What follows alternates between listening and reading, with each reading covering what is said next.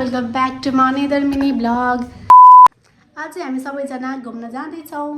घुम्न कहाँ हो भनेपछि घुम्न चाहिँ माथि डाँडातिर हो। अनि हामी सबै आज बिदा पनि छ नि त सबै नानीहरूको। अनि सबैजना आज हामी गोटीकाँडा घुम्न जाँदैछौँ। Let's go. हाय आरमा, कहाँ जाँदैछौ तिमी आज?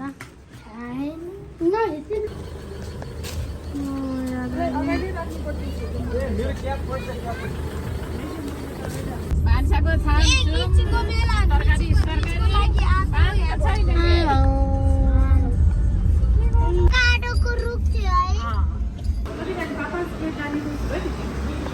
सो हामी चाहिँ चाउमिन मोमो अर्डर दिएर अब चाहिँ चटपटेको लागि भुजा लिन जाँदैछौँ। कति गर्मी हो बाहिर त भगवान्। ल हेर्नु सुर्खेतको गर्मी, मान्छेहरू प्रायः खाली नै रहेछ बजार। हामीले भुजा लिँदैछौँ।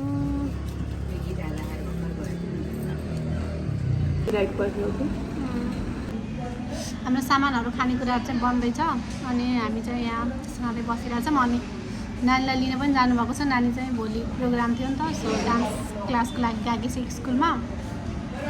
किन हो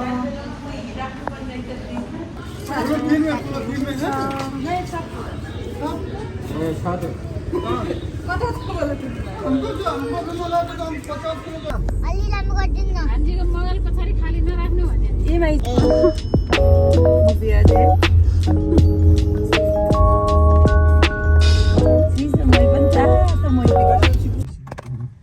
नगरकोट आइयो नि त। सुर्खेतको नगरकोट।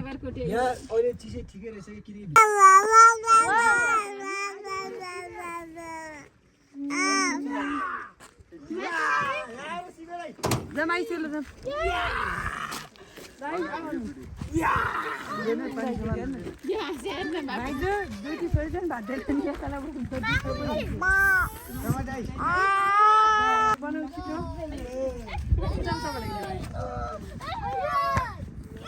बाबु तिमी यता आउँदै यो फुटी गरेर मलाई कस्तो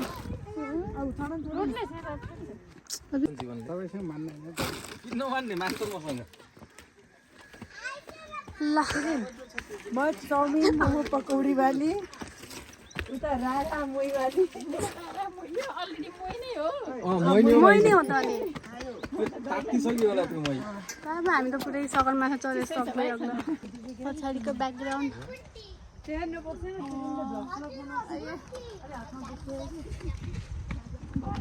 भयो? थाके म योभन्दा लामो सिडी चढा मान्छे, म हाइकिङ गएको मान्छे, यति सिडीमा म थाकेँ। मेरो पनि सास फुल्यो। हेलो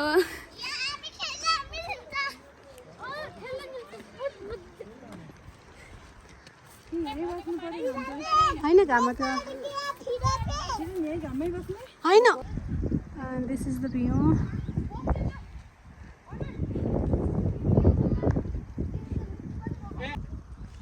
एकदम चिसो हावा चल्दो रहेछ यहाँदेखि तल जङ्गलको। घाम भए पनि चिसो हावा चाहिँ मजाले आइरहेको छ। सो हामी चाहिँ लोकेसन अझै खोजिरहेछौँ कहाँ बस्ने भनेर। आराम राम्रोसँगसम्म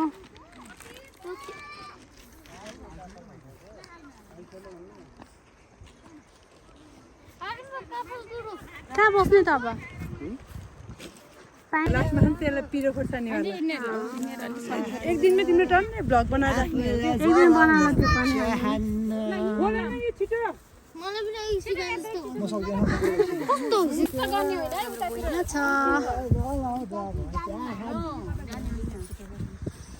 अझै दुईवटा लिएर आउनु पर्थ्यो है हामीले यो। ए छोड्नु नि, अलि त लिएर आउँछु कि म। ल आज हाम्रो ड्राई पिकनिकको खानाहरू यही नै हो। हजुरको त खुट्टा तानी हुनु त केटीको खुट्टा तानी केटी हुन्छ नि, केटाको केटी हुँदो रहेछ। ल मेरो छिटो छिटो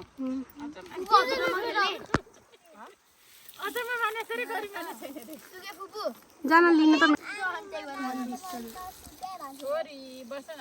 मेरो छोराले मोमो चाउमिन देखेको छ नि, खान्छ केरा तिम्रो त यही हो मेरो त घाममा चाहिँ किन बस्यो उतै अनि गर्मीमा जन्मिएका मान्छे गर्मी बस्ने हो फटाफट एउटाले अर्को हेल्प गर्दै गर म एकछिन मेरो छाउरोलाई खुवाइहाल्छु अनि छाउरो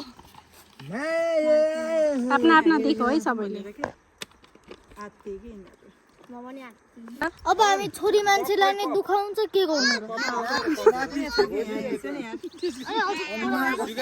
मलाई कप देऊ त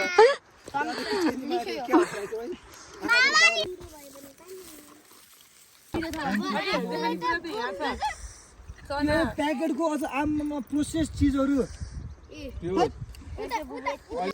यसरी त मजा आउँछ नि खान। जीवन दाइ म खान्छु नि हजुरलाई खुवाइदिन्छु खै आगो नि त त्यो झुटो मुखमा हाल्छु नि तपाईँलाई खुवाइ चिर गरेर खाइदिन्छु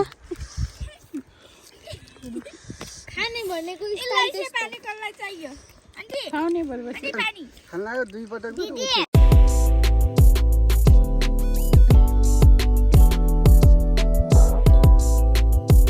भन्ने पानी नखाउन नि ल सिमेन्ट त्यो म चाहिँ पक्नै पाएन। के बोल्नु त्यो म त चना पकाएर ल्याएको थिएँ त घरबाट चना अनि चटनी खानलाई विशाललाई पछि खुवाइदियो चना खाने भुन्टी सिमेन्ट बुबुलो है चना खाने ल्याउनु भएको थियो यहाँ हेर्छु नि म त खेल्दिन। बुढी पनि बिचरा आएदेखि नयाँ यस्तो काम बुढा आयो भने त हजुर तपाईँ छैन पर बाटो अहिले कसरी खोज्छ हजुरहरू मुखले बोइज खेल्दै खाइराम फिजरिङ बोइज यहाँ पानी जस्तो छ मै पनि लाटीलाई दुध नहुँदा हो त पर्दाको अझै टाइम हेर्नुको बाबुले एक महिना सो हामीले चाहिँ अलिअलि खाजा खाइसकेको छौँ अब चाहिँ हामी सो बाहिरतिर देखाउँछु हजुरलाई कस्तो कस्तो छ भनेर ठाउँ। यो चाहिँ हामी माथि डाँडा एकदम चिसो हावा चल्दो रहेछ गर्मी भए पनि अल्सो यो ल सुर्खे त ऊ त्यतातिर पर्छ त्यो ठाउँमा हामी चाहिँ यति माथि यस्तो चिसो हावा आइरहेछ नि यहाँ माथि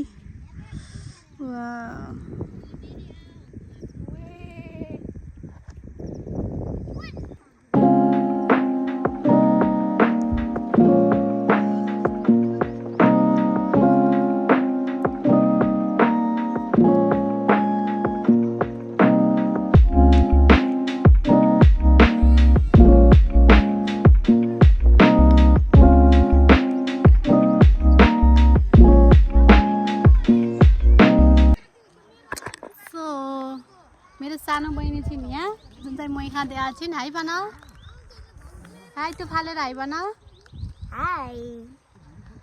सो तल चाहिँ हावा उरी गरेको छ सो अब हामी एकछिनमा हिँड्छौँ यहाँदेखि अनि एक दुईवटा फोटो खिचेर मौसम चाहिँ कति राम्रो गरिरहेको छ कि एकदम धेरै बेस्ट शीतल आनन्दको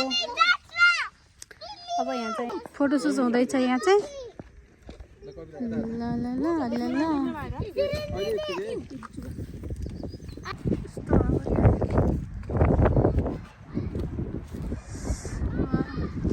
एकदमै धेरै हावा उरी गऱ्यो त्यसैले अब चाहिँ हामी छिटो तल जाँदैछौँ आजलाई यति नै बाई।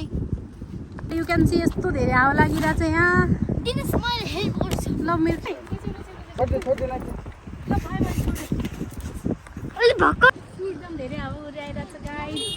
अब चाहिँ हामी जाँदैछौँ ओहो कम्पास